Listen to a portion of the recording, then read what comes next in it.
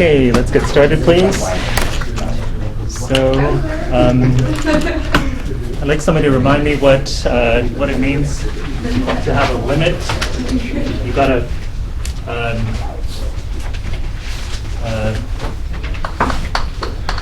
so remember, you've got a function going from so you've got two metric spaces, right? And you've got a function in a subset in the first metric space, and you have a function going from that subset to y, right? And I want to talk about what it means to have a limit for this function. Somebody tell me. Somebody tell me what it means for the function to have a limit. Right. So there's some point p. It's in E prime, right? It's a limit point of E. And we say that the limit of f of x as x goes to p is q. So we say this if something happens, right? If what happens? A couple ways you can phrase it. Anybody remember? Jonathan. Regardless of the distance in x, there will be you can map it to another distance in y. You've sort of got it backwards. So here is x, and here's some set e. Here's some point p here, right? And you've got y. Y is this set here, and q is this thing here. Okay. So it's rather I'd say it this way. No matter what distance in q you're given, so somebody says, I'd like you to stay within epsilon of this point q. So no matter what neighborhood around q you're given, right? You're given, something happens. What? There's smaller distance. There's within that ball. There's a smaller distance. There's a ball inside this ball here? Right. Yeah. No. No. There's a ball, yeah. There's a delta bigger than 0 around p such Yes. that it approaches. Yeah, okay, so there's, you started out great, but then you used this word approaches, which is not quite right. But no matter what ball around here you're given, there is a delta ball, right? So a ball around p, such that f maps all of the valid points in that neighborhood into the epsilon ball around q. Okay. Yes, Sam? Do we use neighborhoods, not function inputs there, because they can map p to q as well? Oh, actually, thank you. Yeah, we do not want to say that maps. We don't want to say anything about p. Thank you. Yeah. Okay. Right. So in other words, if we want to make our outputs, within a billionth of q, then we can find a place where all the there's going to be some place around here where everybody in the domain within this ball gets mapped within that billionth neighborhood, right? We can make our outputs as close to q as we want. Okay, we can make our outputs as close to q as we want. In other words, the limit is this. Okay, and we've set it in a different way also, right? Given any epsilon greater than 0, there's a delta such that if the distance of x to p in the x metric is smaller than delta and bigger than 0, then the distance of f of x to q in the y metric is smaller than epsilon. Okay. So the other way, like the more metric-centric way of saying it. Okay. Okay. And we want p to be a limit point because if p is not a limit point, then p could be some sort of like isolated point, right? P could be some isolated point. Suppose this is a point. This guy is also in E, and that doesn't really make sense to talk about limit as you approach p, right? Because there's nothing in the domain that's near p, right? So that's why we have this condition. P had better be a limit point, right? In every neighborhood, there better be somebody other than the center who is in E. Okay. Okay. Okay. So let's get to the next definition, continuity. So so it's the same sort of setting, right? Again, X and Y metric spaces. E is a subset of X. P is in E itself this time, so we don't care if it's in E. We don't need it to be in E prime anymore. Okay? It's just some point in E, and you have a function going from E to Y again. So there's only one small difference in the setting. And again, we have something very similar. We say if given any right, so if for every epsilon neighborhood of f of p, right, epsilon being 0 again, there exists some neighborhood of p such that f of the guys in the neighborhood that are in the domain is contained inside of the epsilon neighborhood of f of p. Okay, then we say f is continuous at p. Okay, f is continuous at p.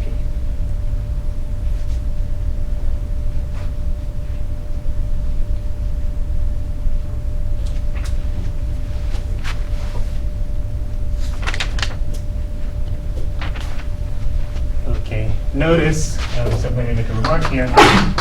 Notice if P is an isolated point of E, then if P is an isolated point of E, then what happens? What happens? Right? Here's P, here's f of P, and somebody says, here is an epsilon neighborhood. I'd like you to find a neighborhood of P where everybody in that neighborhood who is in the domain gets mapped inside here. And you know that P is an isolated point, right? So there's nobody, no one here, right? From E, except for P itself. Yeah, what's your name? Sorry, Andrew. Andrew, yes. But you said that the function maps the intersection of the P and the E, right? Yeah. So it's still only going to be P, so it works That's out. right. That's right. So it still works out, right? So what you would say was that given some epsilon, I'm just going to take a delta that lives inside this empty space, right? I'm going to take my delta to be inside this empty space. Then I see that everybody in the domain, that's just this point in the middle here, gets into the epsilon ball. In other words, if you're an isolated point, then you're automatically continuous there. Okay. At every isolated point, the function is continuous. Okay, so right, so P isolated. If P is an isolated point, then f is automatically continuous there.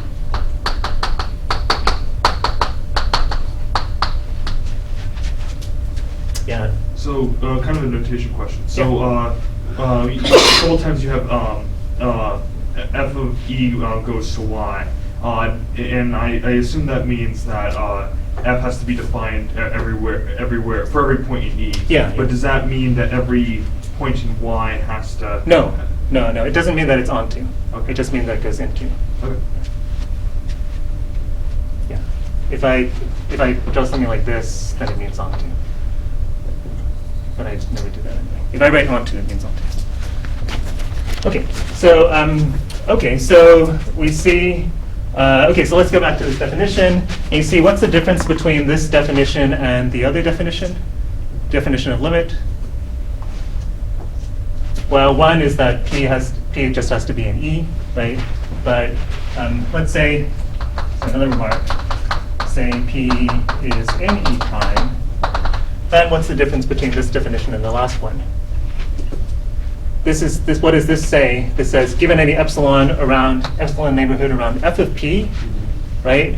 Then there is a ball such that f of that ball intersect the domain is inside the epsilon ball, right? So what is that in terms of the limit?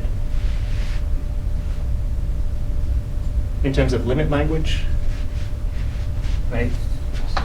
If f is continuous at p, then what we're saying is that the limit of f of x as x approaches p is f of p, right? Is f of p, right? Because that's what this is saying, right? Given any ball around this guy f of p, right? There's a delta neighborhood that gets mapped inside that epsilon neighborhood, right? In other words, we're saying that the limit of f of x is f of p, right?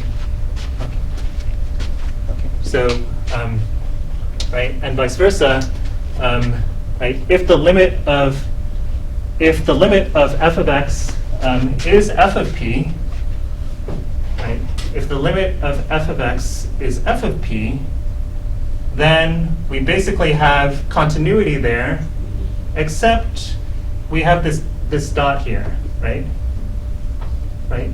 But we actually don't have to worry about that dot because at p itself, f of x is f of p, right? So, at the center point, we're definitely going to be inside the neighborhood around f of p, right? Because we're at f of p itself, right? So conversely, right? And conversely, if the limit of f of x is f of p as x approaches p, then f is continuous at p.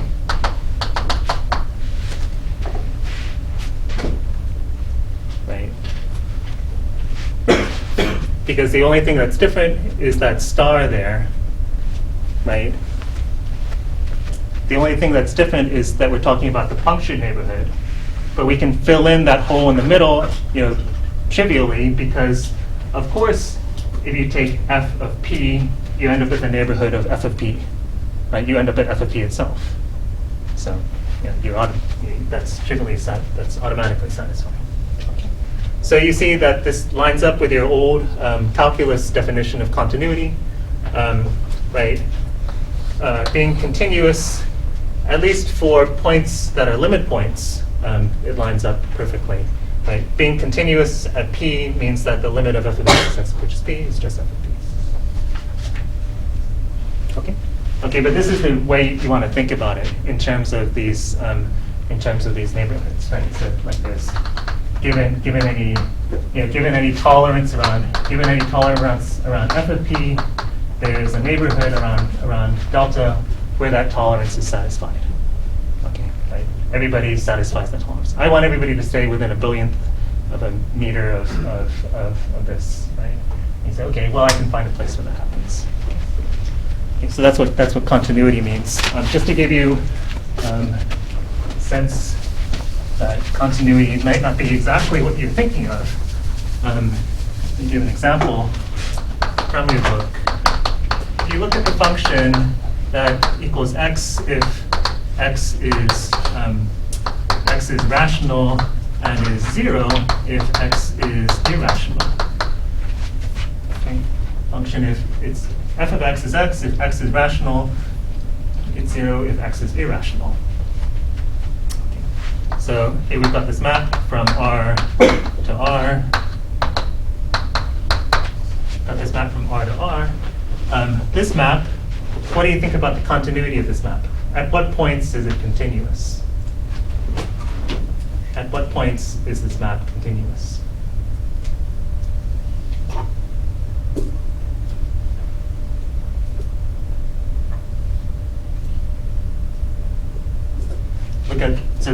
If you want to think back in your old primitive calculus way, you know that at every rational point, it's on the line y equals x, right?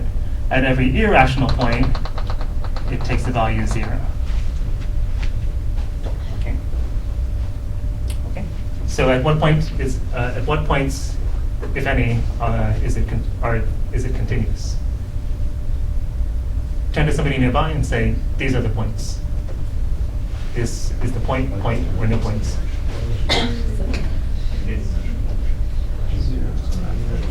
Okay, who would like to say? Who would like to say?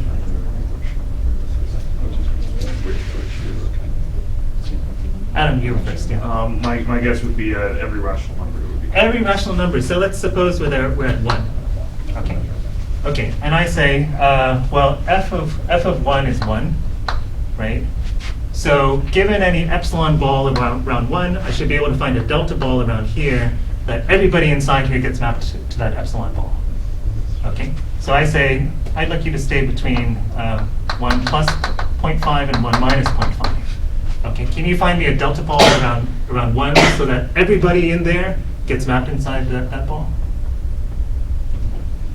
No, right? You can't, because no matter what delta I choose, there's going to be some irrational numbers in it, right? So those guys I can't control the behavior of the function, right? I say, I'd like you to, if the limit is 1, I should be able to make everybody as close to 1 as I like, right? But I can't even make them within a half of 1.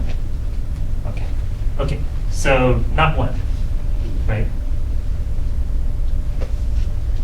Okay. Can you say that one more time? Yeah. I get it.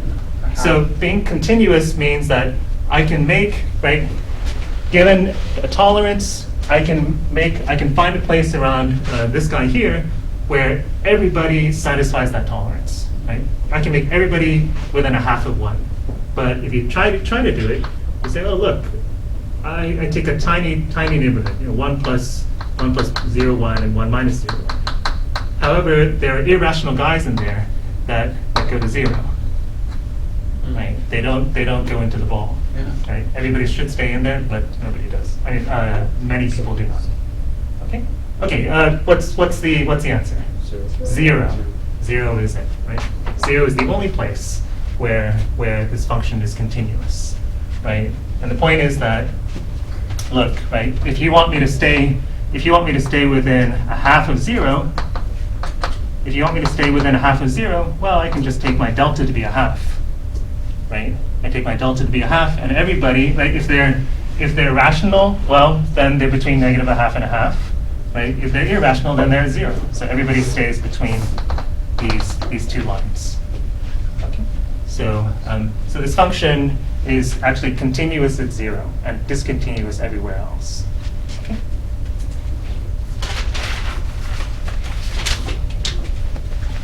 Okay. Any questions about that? Questions? Let's go. Okay. Let's go on. Just to give you the feel of how you use continuity, doing a bunch of properties. And hopefully getting to some of the things which we never answered in calculus class, but we will explain them now. Is that everything? Okay. So here is our next theorem. So you have 3 metric spaces, x, y, and z. 3 metric spaces, x, y, and z. You have E, a subset. It gets mapped by some function f to f of e. That in turn is the domain of some function g, and that maps to g of f of e. Right? Okay, so these are x, y, and z metric spaces, and you have these 2 functions, f and g, which when you compose them, right, you get a function from e to g of f of e. Okay, you have a composition, and what am I going to say? What theorem am I going to say? It's continuous and it is continuous in So if f is continuous at p and g is continuous at f of p, then the composition is continuous at p.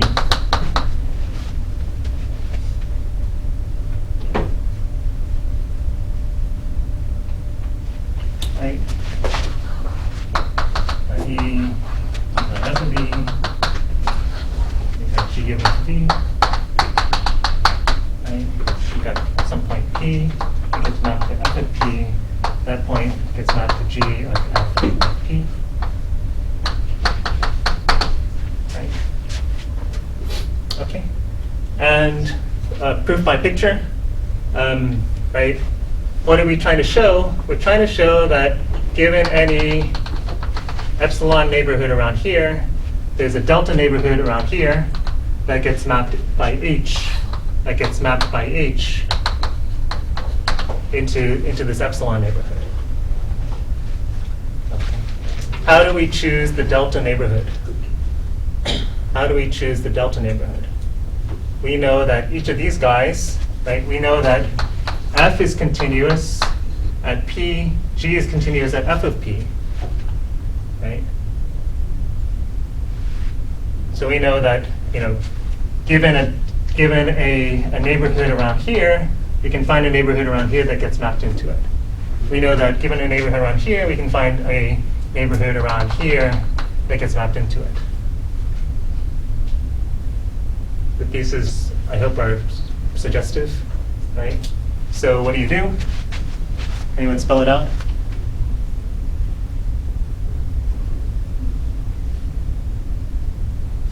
Talk to somebody for 1 minute? Or think and talk for a minute?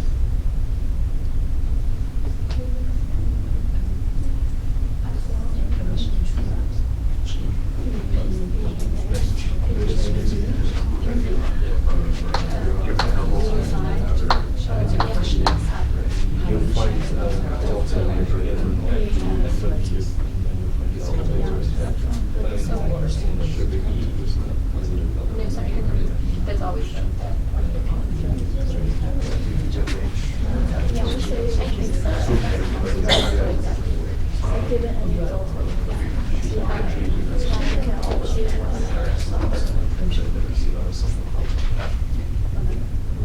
Okay, anybody like to tell me how to do it? Right, so proof, given some epsilon ball around G of F of P, 1, 2, 3, given some epsilon ball around G of F of P, we want to find the delta ball around P that H maps into that guy, right?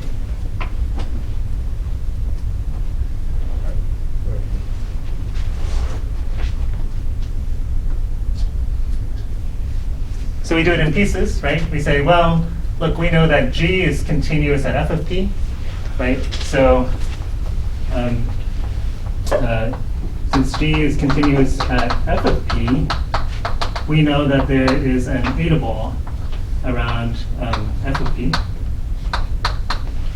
such that G of that eta ball intersect F of E is contained inside of the epsilon ball around H of P.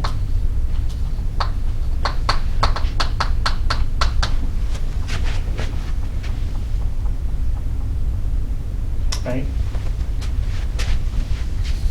Somebody gives you, here's the point H of P, somebody gives you a tolerance around there, right? Says, I'd like you to stay within that tolerance. You say, well, look, G, I know that there is a eta ball that G maps inside there, right? Because G is continuous here at F of P, right? And then, you know, since F is continuous at P, there exists a delta ball around P such that F of the delta ball intersect its domain is contained inside of the eta ball. Right?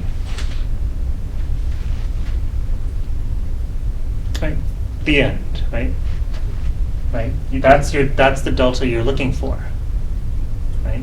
Because F of the delta ball gets mapped into the eta ball. G of the eta ball gets mapped into the epsilon ball. Right? So what does that tell you? That tells you that G composed with F takes the delta neighborhood into the required epsilon neighborhood.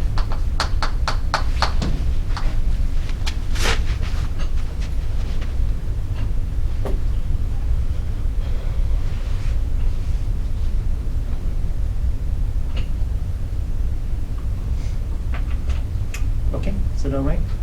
Is it all right? Anybody have questions?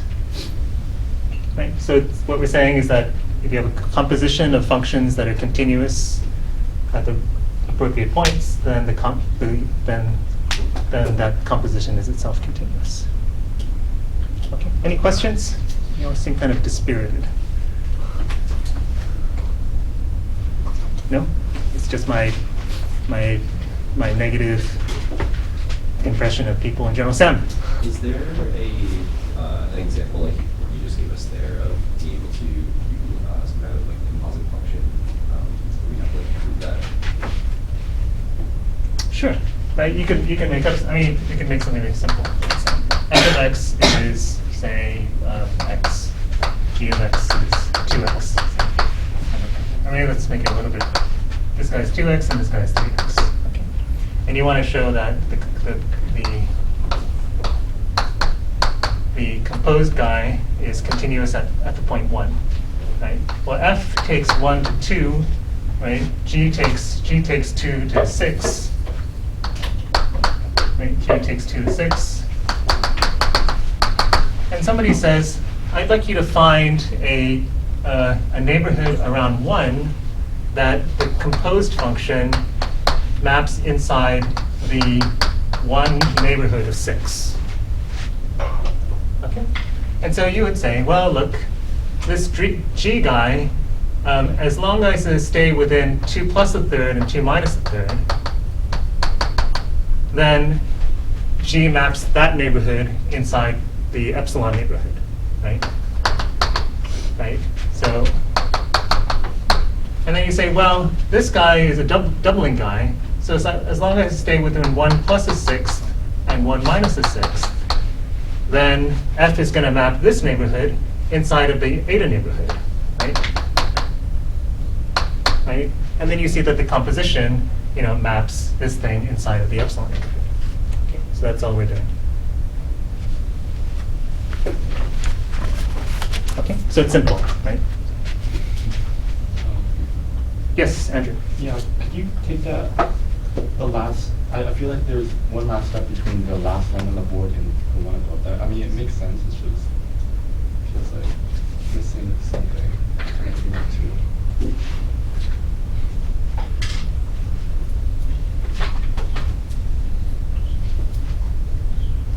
Let's see.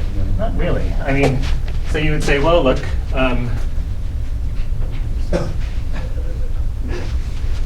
you would intersect, so you'd say, well, look, this thing,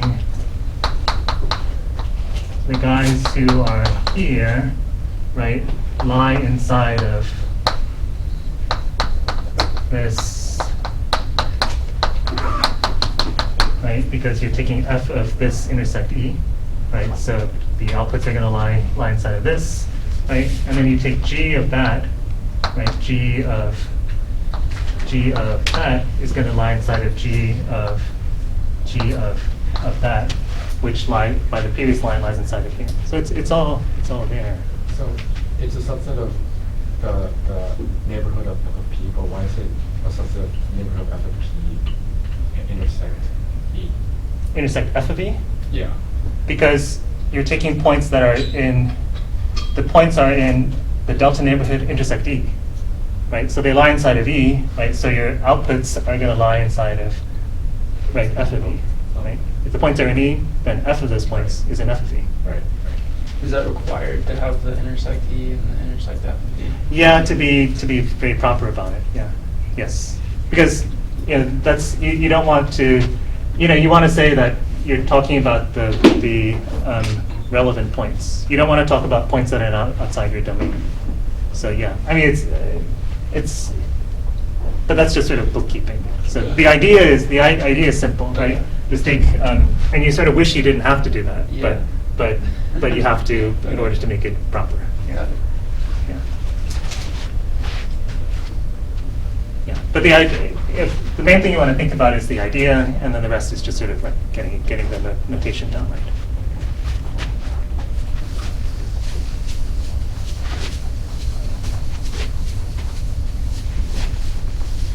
Okay.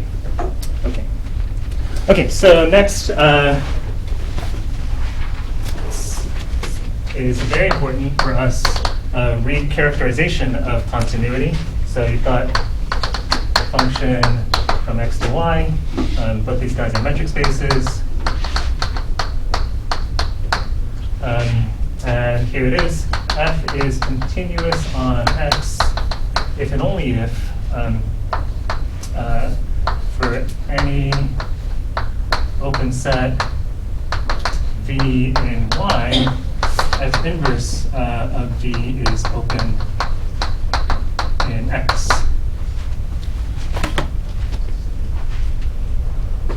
Okay, so this is like the topological characterization of continuity.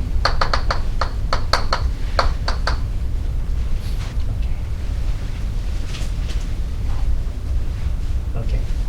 And I realized that I forgot to define what it means to be continuous on a set. We only defined what it means to be continuous at a point. But to be continuous on the set just means you're continuous at every point in the set. Okay, so if you want, I'll put it up here. F is continuous on E means F is continuous at each point in E. Yeah, Andrew. I mean, Adam. So just to clarify, Yes. for a function to be continuous at a point, it doesn't require that that point I guess have a limit, right? No, because you can have an isolated point. Okay. Yeah. So we're continuous at this point here, but there's no limit. Okay. Yeah. But if it is a limit point, then the limit of the function is going to be the value at that point.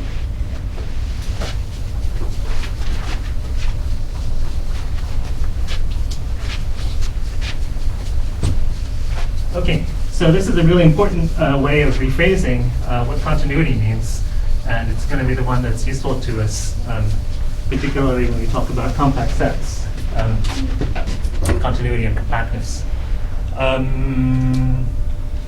Okay, you notice that continuity is phrased in this way. Given any open set, the inverse image of is going to be open, right? So in fact, there's no even mention of the word metric here, right? Later, when you take a course in topology, you may have some spaces which have a topology, that is, they have open sets, but no metric, right? And how do you talk about continuity for such for functions between these spaces? This is the definition that you use, right? You don't have a metric, but this is sort of the logical generalization of continuity to those spaces with no metric. When you say when there's no metric, that's essentially there's no distance. Right, there's no sense of distance. Yeah, there's no distance. Okay. Okay. So let's really prove this. Okay. So f is continuous on x means that given any open set in y, f of let's start off. Say v is open in y, right? And we want to show that the inverse image of v is open in x. Okay. So here's our set. Here's y. Here's some set v that's open. Here's some set v that's open. We're looking at the inverse image of that, and we hope to see that it's open. Okay. So we need to show that every point is interior, right? So pick some point P in F inverse V. Right? We want to show that that point is interior to F inverse of V.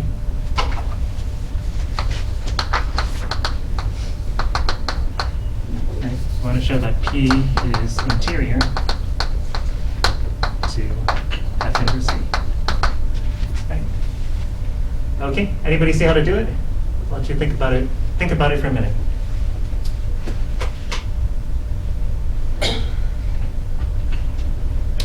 only two facts. V is open in Y, and F is continuous on X.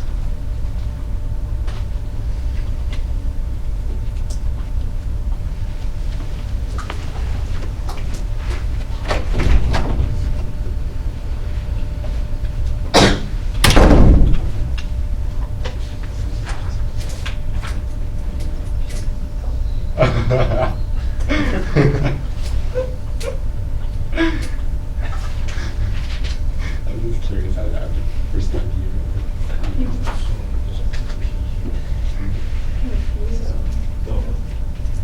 I mean, it looks fine. Looks correct.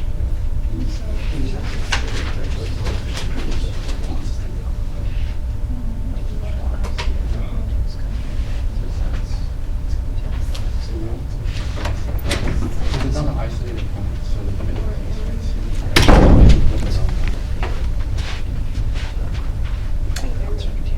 Okay, somebody have an idea?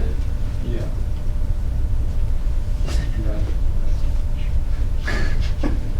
Somebody have an idea?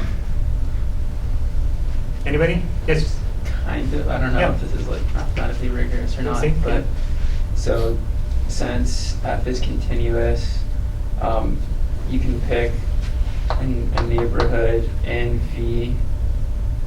V is with- over here. Yeah, so a point in V of which there's a neighborhood around it, which every point in that neighborhood is mapped from the area in X. And so it's in the subset in X. So then every point P has a neighborhood around it, so it's interior. Yeah, basically. So you've got, you sort of, I think you've got the idea, even if you're not stating it completely perfectly, that's fine. You say, well, look at f of p over here. You know that V is open, right?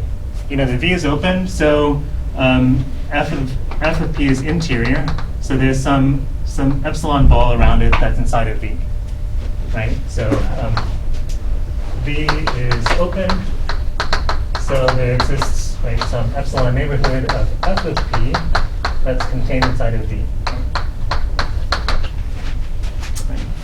There's some epsilon ball around there, and then by continuity, right, there exists a delta ball around P, right, such that f of the delta ball lies inside of that epsilon ball, which lies inside of V. Right? But then that tells you that the delta ball lies inside of f inverse of V, right? Because f of the ball is inside of V, so the ball lies inside the inverse image of V.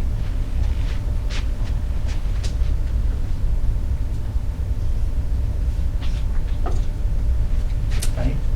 So we were hoping that we could find a neighborhood of P that's contained inside of f inverse of V, and we say, well, look, we can find a delta neighborhood around here so that everybody in that delta neighborhood gets mapped inside of the epsilon neighborhood, but the epsilon neighborhood is inside of V.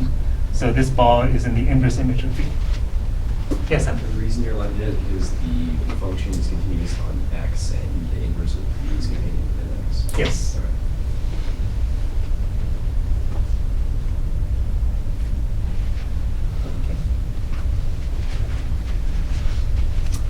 Okay.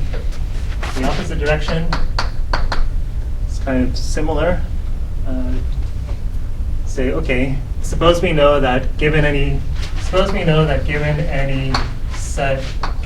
open set V, then when we pull it backwards to X, then f inverse V is open. So open, right? This guy open means that this guy is also open, right? Okay. And we want to show that f is continuous on X, right? So that means that given any point P here, if we look at epsilon balls around f of P, then there's a delta ball around P that gets mapped inside it, right? So anybody see how to do it? you start off, so pick P in X, right? And take any epsilon ball around F of P. Right? We want to show there exists a delta ball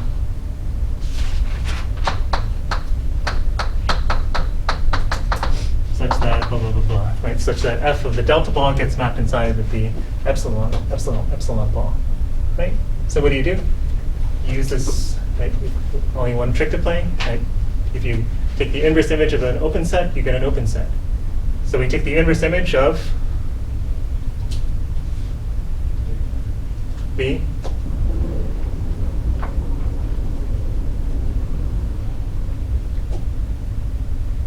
Take the inverse image of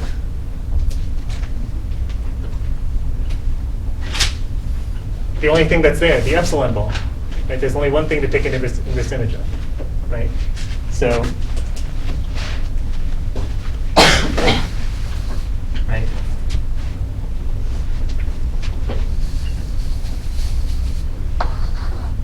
P, F of P, epsilon ball. Right? Trying to find the delta ball that gets mapped inside there. We've only got one move to play, right? Take the inverse of, right? By hypothesis, F inverse of the epsilon ball is open, right? Since P is interior, right? Right, P is in that set.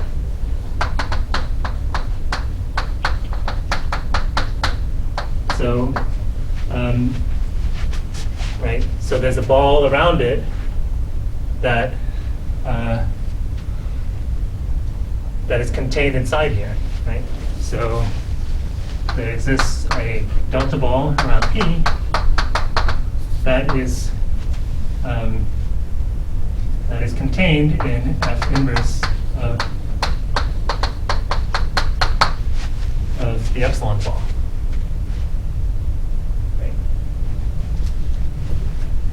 Right? The inverse image of this thing, the inverse image of this ball is some open set.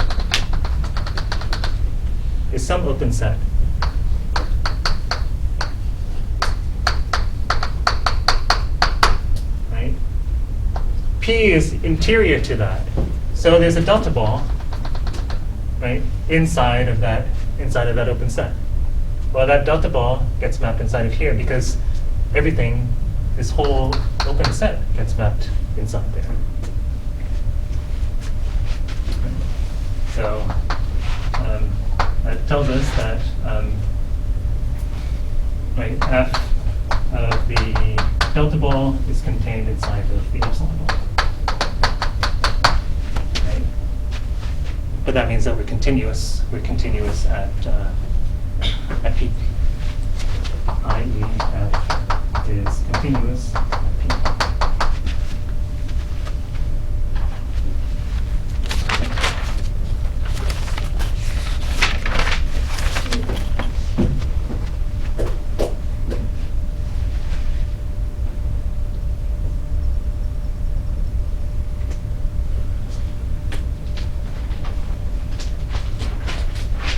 Okay? Are you guys okay? I feel like there's no air in this room. Is there actually? Yeah, it's really warm. It's warm, like there's no ventilation or something. I don't know. I don't mind, but I feel like you guys are running out of air or something. You're about to die in despair.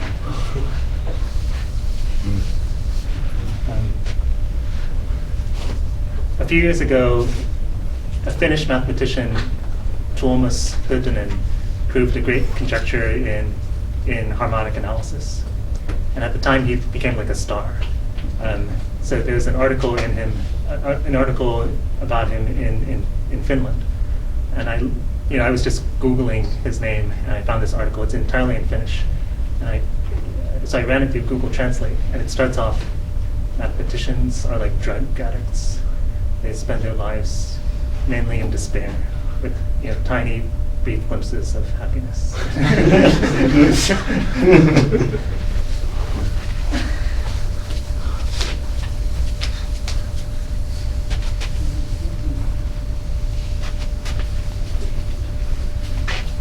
Okay, so let's go on.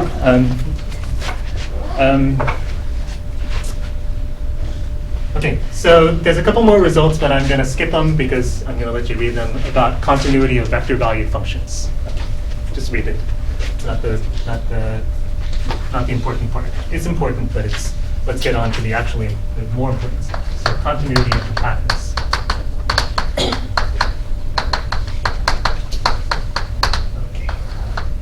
Okay, so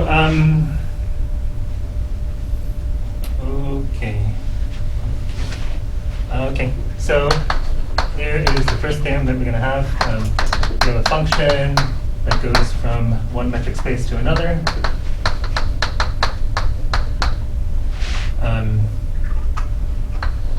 If it's continuous, if f is continuous and x is compact, then f of x is itself compact.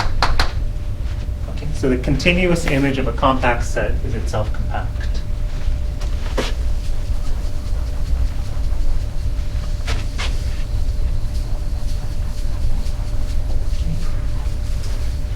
Okay, does anyone know how to prove this? Can anyone see how to prove this? You've got compact set over here.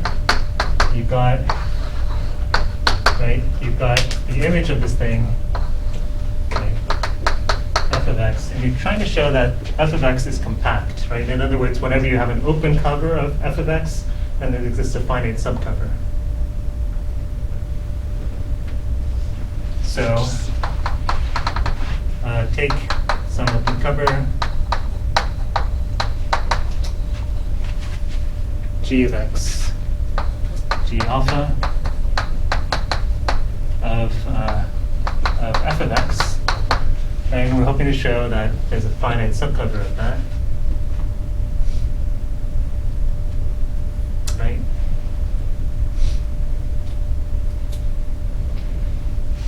What do we need? Well, we've got continuity, right? And we've got compactness of x, right? We're definitely going to use compactness of f. So you can sort of, by gamesmanship, you can see that we're going to have to get an open cover of x, right? Well, how do we get our open cover of x? We have an open cover of f of x, right? We have an open cover of f of x. We take the inverse maps, right? So, right, f inverse g alpha, right? These guys. This is an open cover of x, right? They clearly cover x, and they're open because a continuous, what we just said. If you take the inverse image of an open set, you still get an open set, right? So they were open over there, you pull them backwards, they're still going to be open. Okay, right? And then we're basically done, right? So then x compact implies there exists some finite subcover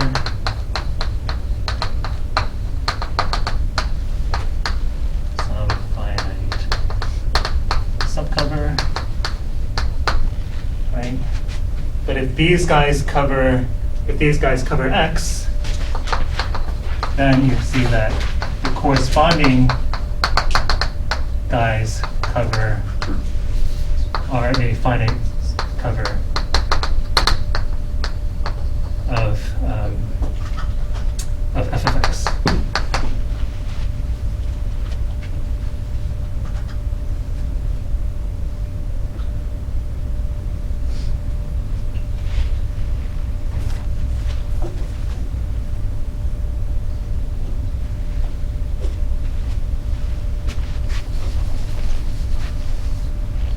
Okay, clear?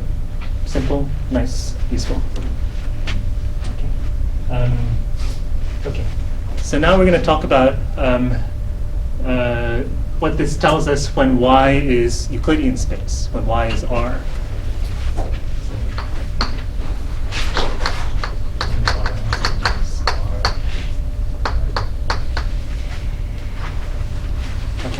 So, so let's start off with a definition. Well, if you have some function, so you have some function, if there exists some number such that f of x is less than m for all x in your domain, then we say f is bounded. Okay. So I think we've introduced this definition before, or if we haven't, let's pretend that we did. When we talked about the Heine-Borel theorem, we said your compact, a set is compact if and only if it's closed and bounded. Right? Bounded meant that you lived inside of some ball. Right? That's basically what we're saying here. That you live inside. There's a ball centered at the origin, and the outputs live. Oh wait, we did not say this before. Right? That was talking about a set. Here we're talking about a function. Right? Right. What we're basically saying is that a function is bounded if its set of outputs is a bounded set.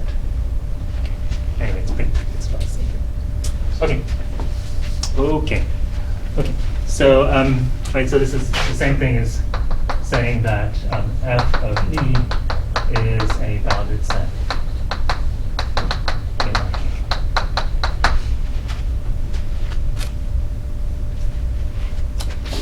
Okay. Okay. So as a corollary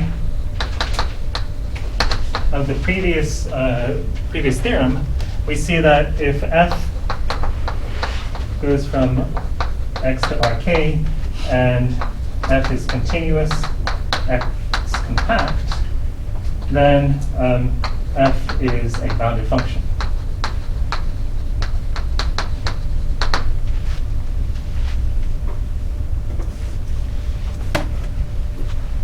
So any function on a compact set into Euclidean space is going to be a bounded function, right? Because, as we just said, f of x is compact, right? X compact, f continuous, right? Proof f of x is compact, and thus f of x is closed and bounded by Heine-Borel.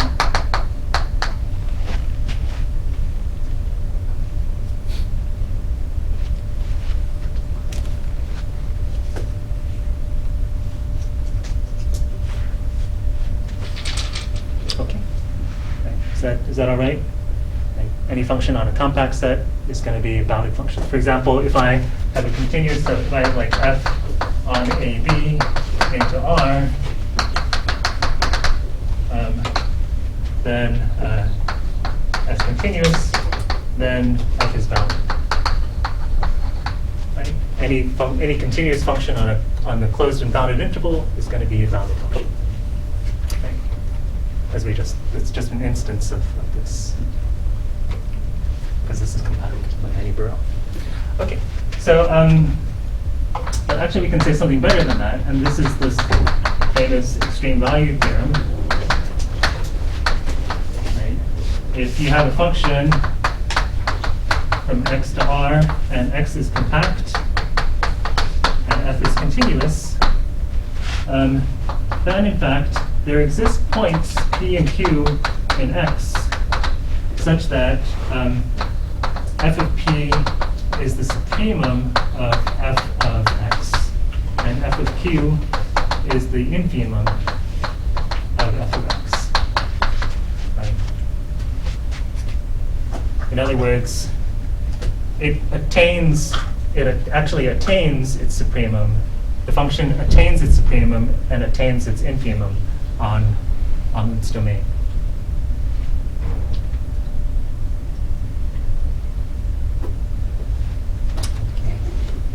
remember we said earlier, like if you have some function like f going from 0, 1 to r, where f of x is x, then this function doesn't attain its supremum and it doesn't attain its infimum, right? 1 is its supremum, 0 is its infimum, and it doesn't attain either of those anyway, right? But if you have a function, if you have a continuous function, if you have a continuous function on a closed and bounded interval, right, then you're guaranteed a place in the interval where the infimum is attained. You're guaranteed a place in the interval where the supremum is attained. Okay, and this is actually the key to getting Rolle's theorem and the mean value theorem, right? And then L'Hopital's rule and other things. Yes. So you're guaranteed to have it if it's closed and bounded. Yeah. But can you have it if it's not closed Sure. and bounded? It's just not guaranteed. It's just not guaranteed. Yeah, you could have something like this, right? Then this guy would have a place where it attains its maximum, right? But no minimum. Yeah. Or a place where the minimum and Yeah, but just not. not guaranteed. Okay, so okay. Can anyone sort of see why this is true immediately?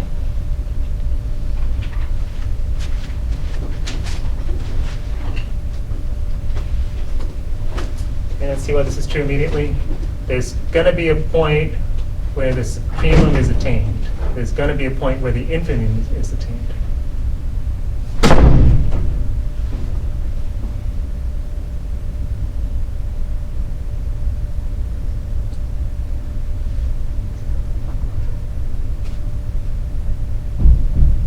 Something that we said last time was that the supremum lies in the,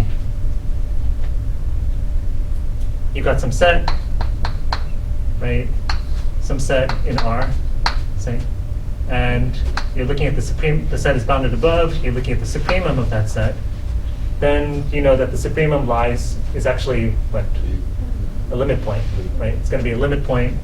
It's in the closure of the set. Right? So, proof.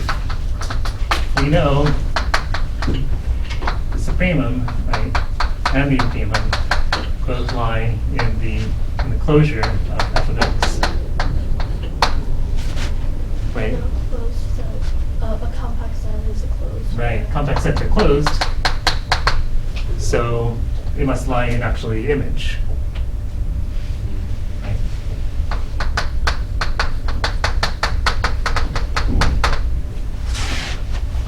Closure of a closed set is just the set itself, right?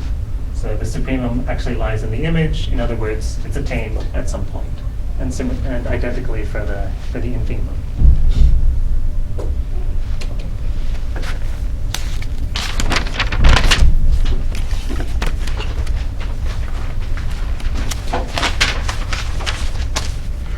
Okay, everybody all right? Okay. Now put your thinking caps on. I'm going to go for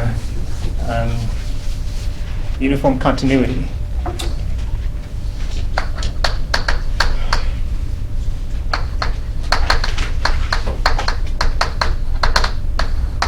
Okay, I hope you all read this because it's a little bit hard to digest at first glance.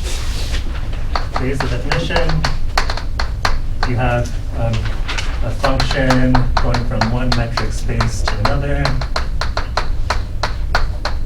right? And it's the quality that you're looking for. If for every epsilon, there exists a corresponding delta such that whenever the distance between 2 points in x is less than delta, we have the distance in y of their images is less than epsilon. Then we say f is uniformly continuous. Uniformly continuous on x.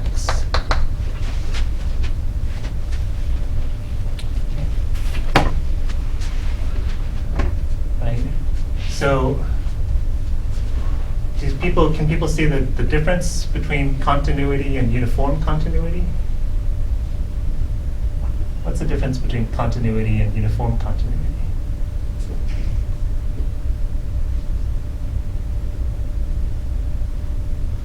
For continuity, you're given some point P, right? You're given some point P, you're given an epsilon ball around f of P, right? And you know that there's a delta ball around P that gets mapped into the epsilon ball, right? Here what we're saying is that given an epsilon, there's a delta that works for all pairs, right? In other words, it's uniform. That delta is independent of your point, right? Independent of your point, as long as I take guys within delta of P, the outputs are going to be within the epsilon ball around f of P, right? So the delta exists independently of, the delta only depends on the epsilon, whereas in the previous case, the delta depended on the point also, right? You had a point, you're given an epsilon, and you choose the delta. Here we're saying that somebody gives you an epsilon, and you choose you have a delta that works for all points. Okay, so the delta is uniform. Okay, so for example, right, if I have something like a function that looks like this, say the slope gets higher and higher, right, and I say I would like to find I want to make the outputs within 1 unit of each other. Okay. You'd say, well, over here it's easy. I can take my delta to be like this, and then everybody within this neighborhood here is within this of each other. But over here, I have to use a much smaller delta, right? Because here, if I take something like this, well, then the outputs, the variety, the outputs can vary much more than that. Okay, so the delta changes. Okay, what we're saying here is that uniform continuity means that you can choose a delta that works everywhere. Okay, and you can kind of guess what we're going to say, that if you have a function on a compact set, so f x to y again,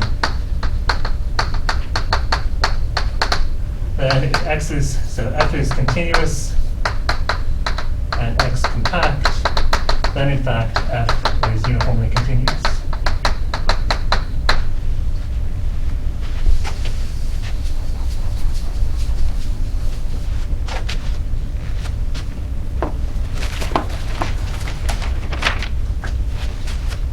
Okay. Okay, so here's the proof. Say, okay, look, I've got this compact set over here, x. I've got this space over here, y. And what I do is I say, well,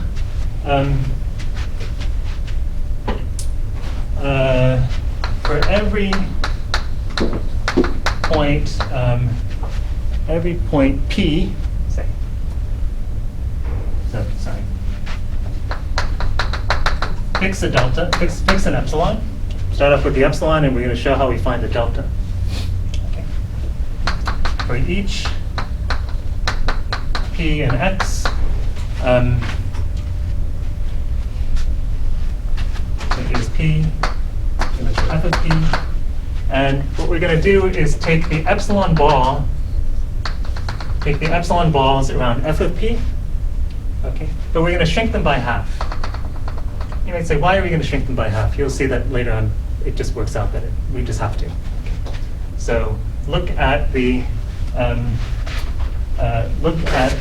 epsilon over 2 neighborhoods. So here we're going to look at the epsilon 2 neighborhoods of f of P. Right, our epsilon is fixed. So for each of these guys, because of continuity, by plain old continuity, we know that there exists a delta P radius, right? A delta P, right? The delta depends on the P, such that f of the delta P ball around P is mapped inside the half epsilon ball of f of p.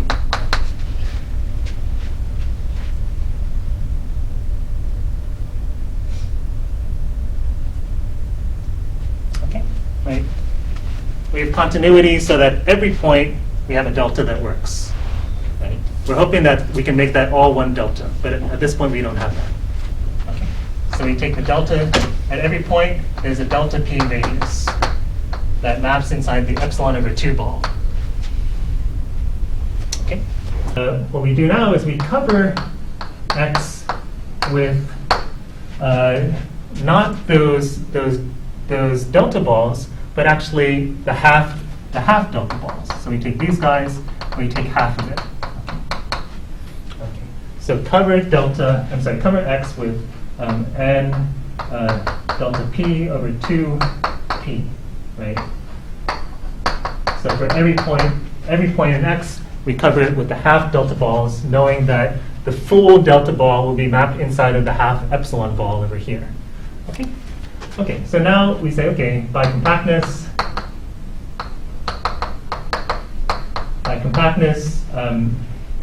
there exists a finite subcover.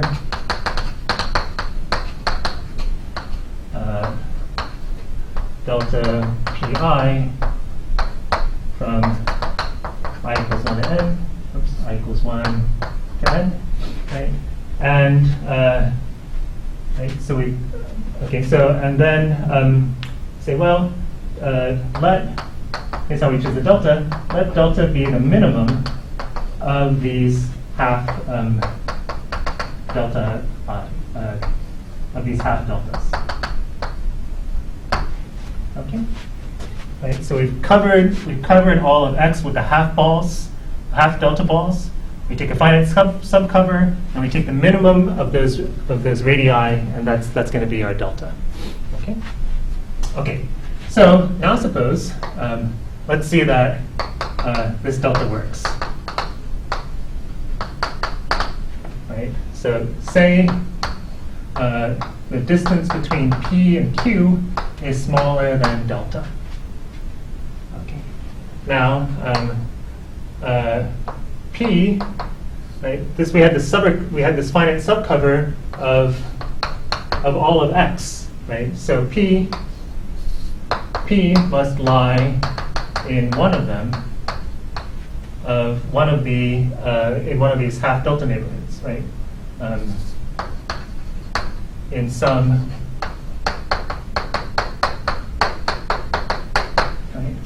In one of these half delta neighborhoods, let's say it's the one centered at pk. Okay. So now everybody. Okay. So here's the right. We chose a p and q. Right. And it turns out that there is some pk, so that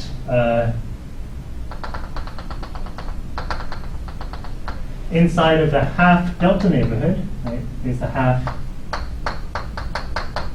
Inside of the half delta neighborhood, p is inside there.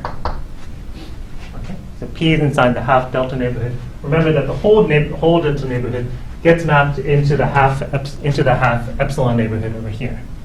Okay, okay, okay. So but remember that the distance between p and q, right, is smaller than delta, and delta is smaller than the half delta radius here. Right? So what does that tell you? That tells you that the q has to lie inside of the full delta radius. Right? Okay. So what we have is that that the distance from. So what does that tell us? Right? That p and q both lie inside the delta pk, the full delta radius, full delta neighborhood around pk, right? And then so then if we what does that tell us? That the distance between p and pk is smaller than delta pk. and the distance from Q to pk is smaller than delta pk also. Okay? But then, if we look at the distance between f of p and f of q, by the triangle inequality, that's smaller than the distance between f of p and f of pk, plus the distance from f of pk to f of q, right? But since the distance from p to pk is smaller than delta pk, that tells us that the distance of f of pk to f of p is smaller than epsilon over 2, and the distance, similarly, since this distance is smaller than the delta of pk, the distance from f of pk to f of q is smaller than epsilon over 2, and so we get that the distance between the outputs is smaller than epsilon, right? In other words, when we found a delta, so that whenever 2 points are within delta of each other, then their outputs are within epsilon of each other. And this, you see that this delta doesn't depend on the points that you choose. So we've got uniform continuity. Okay. So.